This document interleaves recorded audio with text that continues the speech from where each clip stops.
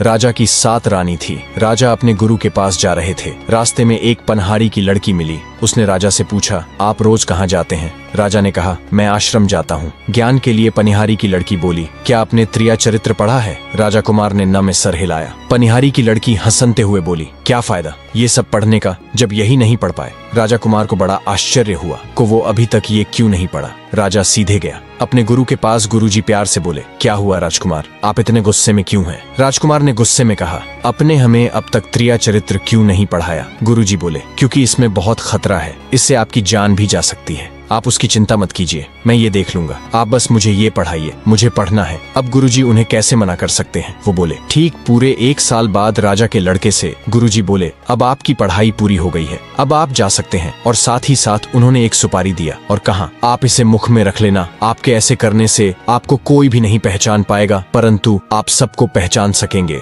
जब सब सो गए तो रात को 12 बजे अपने राज्य के पूर्व दिशा में मोती को मुंह में रखकर खड़ा हो गया। थोड़ी देर खड़ा रहने पर उसने देखा कि वही पनिहारी की लड़की जिसने उनसे ये सब पढ़ने को कहा था, वह लड़की मंदिर के निकट बनी एक कुटिया में चली गई। राजा चुपके से देखने लगे, ये क्या कर रही है? उसने देखा कुटिया के अंदर एक साधु बैठा है। उसे देखते ही गुस्से से बोला, तुम्हें आने में इतने देर क्यों लगी? मेरा पति मुझे लेने आया है। अपने पति को सुलाने के बाद मैं आपके पास आई हूँ, इसीलिए देर हो गया। इतना सुनते ही साधु ने उसकी खाने की थाली को एक तरफ फेंकते हुए, जब तुझे उसके साथ रहना है तो मेरे पास क्यों आई है? वह लड़की बोली, नहीं साधु महाराज जी, मैं उसके साथ नहीं रहना चाहती हूँ, जो भी है बस आप ही हैं। उसकी बात सुनकर साधु ने कहा, ठीक है, यदि तू चाहती है मैं तेरी बात का विश्वास करूँ तो ले ये चाकू, जा अपने पति का सर काट के ला। लड़की बिना कुछ सोचे उस चाकू को लेकर घर आई और सोते हुए पति का लगा काट के मार दिया। फिर उसका सर लेकर साधु के पास आ गई। साधु ने जैसे ही देखा वो उसे धक्के मारकर अपनी कुटिया से निकाल दिया और बोला, जो औरत 7 फेरे लेने के बाद अपने पति की नहीं हुई वह मेरी क्या होगी? अपना चेहरा कभी मत दिखाना। अब मरता क्या न करता, वह अपने पति का सर लेकर वापस आई और उसके धड़ से सर को जोड़ के रख दिया। सुबह उठकर जोर जोर से रोने, पता नहीं कौन मेरे पति को मार गया, पता नहीं कौन मेरे पति को मार डाला। जब लोग उसके पति को ले जाने लगे तो वह कहने लगी कि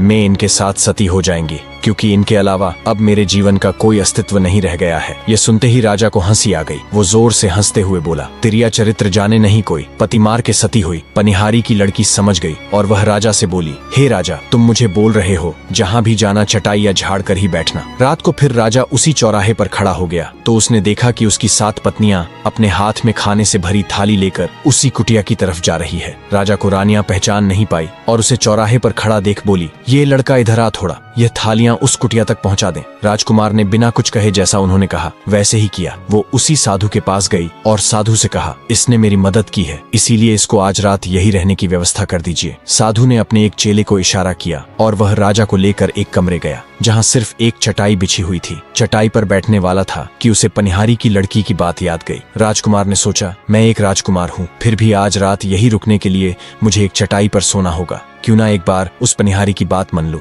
यह सोचते हुए उसने चटाई छड़ने के लिए उड़ाया। चटाई हटाते ही उसके होश उड़ गए, क्योंकि चटाई के नीचे कुआं था। राजा ने मन ही मन उस पनिहारी का शुक्रिया किया और उस क्यू में झांक के देखा तो पाया कि उसमें बहुत से जीवित पुरुष हैं। उनमें से एक ने राजा को देखते ही कहा, अरे राजा, आप यहाँ कैसे आ गए? राजा बोले, मेरी छोड़ो, तुम लोग बताओ ये कैसे हो? उसमें से एक ने कहा, हे राजा, अभी बात करने और बताने का टाइम नहीं है, थोड़ी देर में तुम्हारी वो 7 रानियां ये आती होंगी, तुम्हें जिंदा पा गई तो मार डालेंगे, ये से जल्दी माफ जाओ। राजा वहाँ से भाग निकला, पर साधु ने उसे देख लिया और कहा, उसे जल्दी से पकड़ो, अगर उसने किसी को बता दिया तो मेरा पत्ता ही काट जाएगा। सभी रानियां उसके पीछे दौड़ पड़ी, लेकिन वो रहा। राजा कैसे पकड़ में आता, पर यह रानियां भी हार नहीं मान रही थी। तभी रास्ते में एक नदी पड़ा, चुकी राजा तैरना जानता था, इसलिए जल्दी से नदी में छलांग लगा दी। नदी गहरा था, ऊपर से रानियों को तैरना नहीं आता था, इसलिए वो इस पार ही रह गई। राजा जब नदी पार कर उस पार गया तो जोर से हंसा, जिससे राजा के सोने के दांत दिखा गया। वो सभी समझ गई ये उनका पति है, इसलिए वो भागी भागी साधु के पास आई और बोली, हे साधु महाराज, वो हमारे पति थे, अब हम क्या करें, क्योंकि उन्होंने तो हमारा सारा राज जन लिया है। साधु बोला, परेशान मत हो, मेरे पास एक उपाय है जिससे सांप भी मर जाएगा और लाठी भी नहीं टूटेगी। वो बोली, क्या? तो शादी? बोला, देखो वो एक राजा है, अगर तुम लोग उसे ऐसे मार दोगी तो सब तुम लोगों को भी मार देंगे, इसलिए घर जाओ, उसे मनाओ, और ये तो कील जब वो मान जाए तो उसे एक कमरे में ले जाके उसके कान में ये कील लगा देना, जिससे वो भेड़ बन जाएगा। उसके बाद उसे मार देना। जब कोई राजा के बारे में पूछेगा तो बता देना कि वो पढ़ाई करने दूसरे राज्य में गए हैं। सभी वो जादुई कील लेकर घर आई। जब घर आई तो राजा बड़े गुस्से में इधर से उधर टहलते हुए उन सब का इंतजार कर रहा था। वो जैसे है आई राजा बरस पड़ा। क्या करने जाती हो तुम लोग? वहाँ क्या कमी है मेरे इस महल में जो तुम लोग वहाँ जाती हो? उनमें से जो छोटी रानी थी, राजा उसे बहुत मानते थे। वो राजा से बोली, महाराज हमसे गलती हो गई, हमें माफ कर दे। हमारी मति उस शादी ने मार ली थी, अब आगे से हम ऐसी कोई गलती नहीं करेंगे। राजा उसकी बात को सच मान गया और खाना खा के उसके साथ कमरे में चला गया रहा। जब सो रहा था तो उस छोटी रानी ने राजा के कान में वो कील लगा दी। जैसे ही राजा के कल में वो कील लगी, राजा भेड़ बन गया। फिर क्या था, सारी रनियां एक साथ उस पर टूट पड़ी। राजा अपने आप को भेड़ के रूप में देख समझ गया कि ये सब रानियों की चाल थी। अब वो कुछ कर भी नहीं सकता है। वो पूरे कमरे में उधर से उधर भागता और रनियां उसे चारों तरफ से घेर के मार रही थी। तभी राजा को एक अपने कमरे की खिड़की दिखी जो खुली थी। राजा ने जोरदार छलांग लगाई और खिड़की से बाहर भाग गया। वो भागते हुए अपने गुरु के पास पहुंचा और बोला, अरे गुरुजी, मुझे बचा लीजिए, मेरे पीछे मेरी ही रनियां पड़ी हैं, वो मुझे जान से मार देंगी। वो बोले, देखो उस साधु के पास जादू की पोटली है जिससे वो तुम्हें कहीं से भी मार सकता है, लेकिन एक काम करके तुम बच सके हो। मैं तुम्हें तोता बना देता हूँ और तुम सुग्वाल राजा के राज्य में चले जाना, वहाँ साधु का जादू काम नहीं करेंगे। राजा बोले, तो देर किस बार की है, अभी बनाइए। गुरुजी ने राजा को तोता बना दिया और तोता उड़ से सुग्वल राजा के राज्य में चला गया। इधर रनियां दौड़ती हुई साधु के पास आई और बोली, वो तो भाग गया, देखिए कहाँ है। साधु ने अपनी जादू की पोटली में देखा तो पाया कि वो राजा तोता बन गया है। साधु के कहा, वो तोता बन गया है। रानियां बोली, अब क्या करेंगे? साधु बोला, कोई नहीं, ऐसा करो कि पूरे राज्य में घोषणा करवा दो कि जो कोई तोता लेके आएगा उसे 5 अशर्फी दी जाएगी। रनिया ने वैसे की किया। बहेरिया जंगल से तोता पकड़ के लाते और रानी उन्हें मारने लगी। इधर राजा एक गोंद के पेड़ पर रहने लगा। जिस पेड़ पर रहता था उस पहले से 15 तोते रहते थे। राजा जब वहां गया तो उन लोगों ने राजा को अपना राजा बना लिया। कुछ दिन बाद एक बहेरिया उस पेड़ के पास आया जिस पर राजा रहता था। उसने देखा कि इतने सारे तोते इस पेड़ पर रहते हैं। बहेरिया ने सोचा, अगर मैं सभी तोते को लेकर रानी के पास जाएगा तो मैं एक ही दिन में मालामाल हो जाऊंगा। लेकिन समस्या से थी तो उन तोतों को एक साथ पकड़ना मुश्किल था, इसलिए उसने एक योजना बनाई। जब सुबह के समय सभी तोते दाना की खोज में चले गए तब बहेरिया ने उस पेड़ की डाली को थोड़े थोड़े जगह से काट दिया जिससे गोंद पूरे पेड़ पर फैल गया। रात के समय जब सभी तोते आए और बैठे तो उस पेड़ में ही चिपक गए। सब बोले, अब क्या करें? तो राजा जो तोता बना था बोला कि चिंता मत करो, जब बहेरिया आएगा तो तुम सब ऐसे लटक जाना जैसे मार गए तो फिर वो हमें मारा समझ के नीचे फेंक देगा। जब सबको नीचे फेंक से तो एक साथ सभी उड़ जाना। सभी ने कहा ठीक है। जैसे ही बहेरिया आया सभी तोते उल्टा लटक गए। बहेरिया को लगा एक हो जगह पर पूरी रात रहने से सभी तोते मार गए। उसे बड़ा दुख हुआ कि एक तो पैसा भी नहीं मिला और ऊपर से तोते मरने का पाप भी लग गया। वो पेड़ पर चढ़ा और सभी तोते को गोंद से निकल निकल के नीचे फेंकने लगा। राजा को छोड़ के जब सभी तोते नीचे आए तो वो एक साथ उड़ गए। जैसे ही वो उड़े उन्हें ध्यान आया कि राजा तोता तो है ही नहीं। उनमें से कुछ ने कहा, चलो चलते हैं, राजा को हमारी मदद की जरूरत है। कुछ ने कहा, नहीं, राजा बुद्धिमान है, उन्हें कुछ नहीं होगा, वो सब देख लेंगे। इधर बहेरिया ने जब देखा कि सभी तोते उड़ गए तो उसे समझ आ गया कि ये सब नाटक कर रहे हैं। तभी उसकी नजर राजा तोते पर पड़ी। वो बोला, कोई नहीं, इतनी मेहनत का कुछ तो फल मिलेगा, मैं इसे लेकर रानी के पास जाऊंगा। बहेरिया उस तोते को उतार के अपने पिंजड़े में बंद कर दिया और रानी के पास जाने लगा। तब राजा ने कहा, अरे बहेरिया,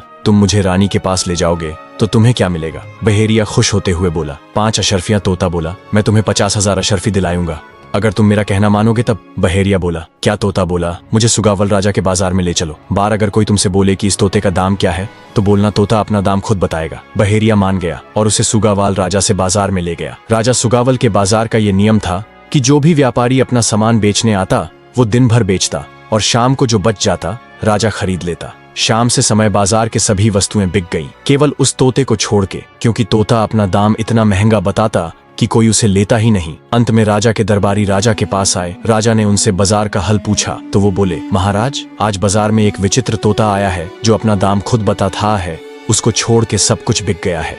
राजा ने कहा, क्या दाम है? तोते का दरबारी बोले, 50,000 अशर्फियां। राजा बोले, ठीक है, ले लो, वरना राज्य में ये खबर फैल जाएगी कि राजा के बाजार से सामान वापस आता है, इससे मेरी बदनामी होगी। परंतु उस तोते को खरीदने में खुद जाऊंगा। राजा रथ पर सवार होकर चल पड़ा। बहेरिया के पास पहुंचे और बोले, बताओ बहेरिया, तोते का दाम। बहेरिया के तो पसीना छूट गया। वो हाथ जोड़ के बोला, महाराज, तोता अपना दाम खुद बताएगा। राजा के तोते से कहा, बताओ तोता अपना दाम। तोता बोला, 50,000 अशर्फी। राजा मान गया और तोते तो लेकर राज दरबार में आ गया। पूरे राज्य में ये खबर फैल गई कि राजा ने एक तोता खरीदा है जो 50,000 अशर्फियों का है। सभी राज्य दरबार में उसे देखने आए। ये बात साधु और रानियों को भी पता चल गई। रानियां बोली, अब क्या करें? साधु बोला, अब एक ही उपाय है, मैं तबला बजाने सीखता हूँ और तुम लोग नचाने सीख के चलो राजा के पास और उन्हें खुश करके इस तोते को मांग लेंगे। क्योंकि उनके राज्य और उनकी इज्जत के हम तोते तक नहीं जा सकते हैं। उन्होंने अपनी सहमति जताई और काम में लग गई। इधर जब रानी को पता चला कि दरबार में एक अद्भुत तोता आया है जो बोलता है, तो उन्होंने उसे राजमहल में देखने के लिए मांगा लिया। रानी तोते को देख के खुश हो गई और कहा, अब से ये तोता राजमहल में रहेगा। वो उसे रखने लगी, उसे खिलाना पिलाना और उसका ध्यान रखने लगी। एक दिन राजा अपने दरबार में बैठा था, तभी उसके पास 3 लड़के आए और कहा, महाराज, हमारा फैसला कीजिए। उन्होंने कहा, क्या मामला है, पहले पूरी बात बताओ। उन्होंने कहा, हम तीनों भाई हैं। हमारे पिता की मृत्यु अभी हाल फिलहाल में हुई है। उन्होंने हमारी गैर मौजूदगी में अपनी विरासत बनाई है, जिसने उनके संपत्ति को केवल 2 हिस्सों में बंटा गया है। इसमें किसी का नाम नहीं दिया गया है। बताइए क्या करे। राजा का सर चकरा गया, क्या करे। तभी उनके मंत्री ने सलाह दी, अरे राजा, उस तोते का परीक्षण करने का समय आ गया है। उसने ही कहा था ना, जो कोई नहीं कर सकता वो मैं करूंगा, तो उसे बुलाइए। जरा मैं राजमहल से तोता मंगाया और उसे पूरी बात बताई। तोता बोला, ही राजा, आप चिंता मत कीजिए, मैं कल सुबह आपको बता दूंगा, लेकिन उससे पहले आप इन लोगों को यही महल में ही अलग अलग कमरे में रहने की व्यवस्था कीजिए। राजा मान गया।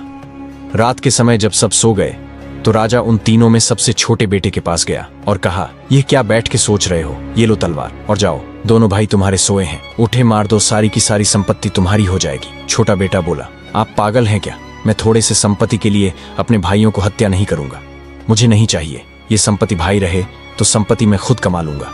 तोता, ठीक है, सो जाओ, बोला के चला गया। वो बीच वाले के पास गया और यही बात कही तो बीच वाला भी बोला, नहीं, मैं अपने भाइयों की हत्या नहीं कर सकता। परंतु तोता जब सबसे बड़े के पास जाके ये बात कही तो वो तैयार हो गया। रात उसे रोक के बोला, रुक जाओ, कल सुबह बात करेंगे, अभी सो जाओ। सुबह के समय सभी दरबार में आए। राजा बोले, बोलो तोता, किसका मन नहीं है। तोता बोला, राजा, इसमें सबसे बड़े बेटे का नाम नहीं है। राजा बोला, हम तुम्हारी बात कैसे मान लें। तोता बोला, हे महाराज, कल रात मैं इनके कमरे में गया। ये कह के तोते ने सभी बातें राजा को बता दी और बोला, राजा, इनके पिता को पता था उनका बड़ा बेटा लालची है, इसलिए उसका नाम कुछ भी नहीं लिखा। अब तो तोते की वह वही होने लगी। ऐसे ही कुछ दिन बीत गए। एक दिन रानी को तबीयत खराब हो गई तो वो अपनी बेटी से बोली, जो को 16 साल की थी, कि आज तुम तोते को नहला के खाना दे देना और ध्यान रखना। उनकी बेटी ने हाँ कहा और तोते को लेकर नहलाने के लिए चली गई। जब वह तोते को नहला रही थी तो उसे तोते के सर पर कुछ कटा सा महसूस हुआ। उसने सोचा, को तोते को कहां से कटा लग गया, अब तो माताजी जानेगी तो गुस्सा करेंगी। ये सोच के वो उसको निकल दी। वो एक कील था जो गुरुजी ने राजा को तोता बनाने के लिए लगाई थी। कील के निकलते ही वह तोता एक 21 साल का जवान लड़का बन गया।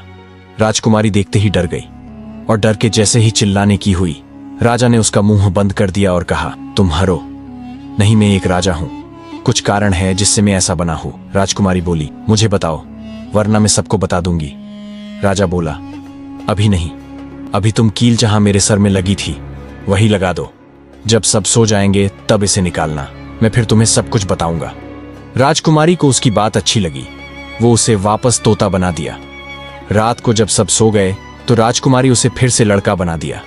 राजा ने सब कुछ बता दिया, इसलिए वो उससे दोस्ती कर। अब हर रोज राजकुमारी और राजकुमार बात करने लगे। उनकी दोस्ती प्यार में बदल गई। एक दिन दरबार में एक पत्र आया। राजा ने मंत्री से पढ़ने के लिए बोला। मंत्री पढ़ने लगा, मेरे प्रिय दोस्त, मैं अपने 4 राजकुमारों को तुम्हारे पास भेजूंगा। मैंने चारों को उत्तम शिक्षा दिलाई है और अब मैं बूढ़ा हो चुका हूं, इसलिए चाहता हूं कि मेरे किसी एक पुत्र को अपने राज्य सिंहासन के लिए चुनो। तुम अपने बुद्धि परीक्षण करके जो इसका हकदार है उसे हमें बताओ। राजा ने हर तरीके से उन 4 राजकुमारी का परीक्षण किया। सभी एक से बढ़ के एक थे। जब राजा परेशान हो गए, कैसे कहे और क्या निर्णय ले। यहां तो सब अपने आप में ही बेहतरीन है, सब हर विषय में एक समान है। राजा ने फिर तोते को बुलाया और सारी बात बताई तो तोता बोला, राजा, एक काम कीजिए, आज रात इन्हें एक साथ एक कमरे में रहने की व्यवस्था कीजिए। 2 दिन बाद मैं बताऊंगा। जब रात को 4 राजकुमार एक साथ खाना खा के सोने गए तो आपस में बात करने लगे। पहला राजकुमार बोला, अरे भाई, खाना खा के मजा ही आ गया, पर अगर पक्के धान का चावल और दही मिल गया होता तो मजा आ जाता। तोते उनके कमरे के बाहर खिड़की पर बैठ के उनकी बातें सुन रहा था। तभी दूसरा राजकुमार बोला, अरे भाई, मुझे इतना कुछ नहीं चाहिए, मुझे तो बस एक रात के लिए राजा को राजकुमारी के साथ सोना चाहता हूं।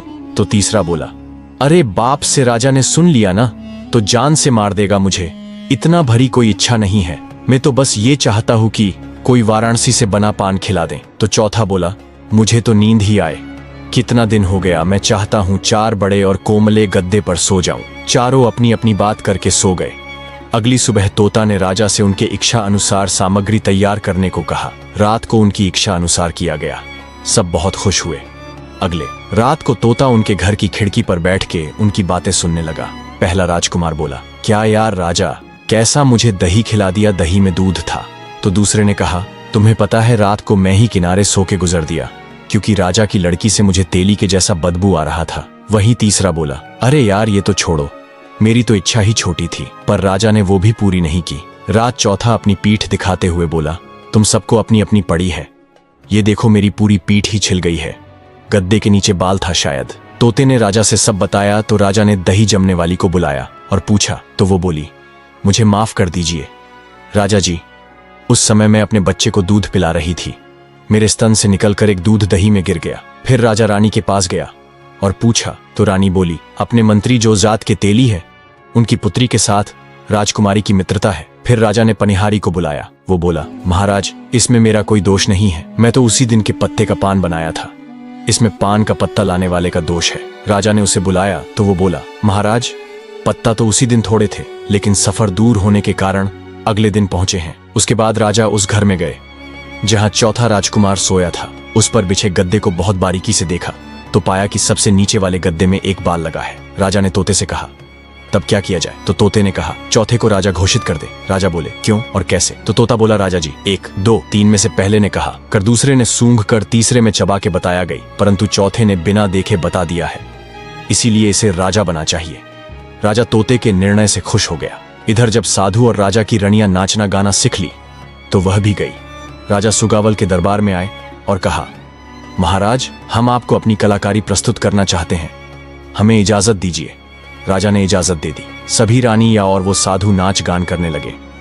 इधर तोते को जब पता चला तो वो समझ गया, इसलिए राजकुमारी को अपने पास बुलाया और बोला, राजकुमारी आपके पिता के दरबार में जो आते हैं वो वही साधु और रानी है जो मुझे मरना चाहते हैं, वो अपनी कला से आपके पिता को प्रसन्न करके मुझे मांगेंगे। राजकुमारी बोली, नहीं मैं बिल्कुल नहीं दूंगी। तब तोता बोला, आपको देना पड़ेगा, क्योंकि अगर आप पिता की बात का मान नहीं रखा गया तो जग हंसाई होगी राजकुमारी। परंतु तुम चिंता मत करो राजा, जब तुमसे हमें मांगेंगे तो पहले माना कर देना, लेकिन जब गुस्से में मांगेंगे तो तुम भी गुस्सा में मेरा पिंजरा आंगन में फेंक देना, मैं अपनी जान बचा लूंगा। वही बात हुई भी जब नाच गान से साधु और रानियों ने राजा को खुश किया तो राजा बोले, कहो क्या चाहिए?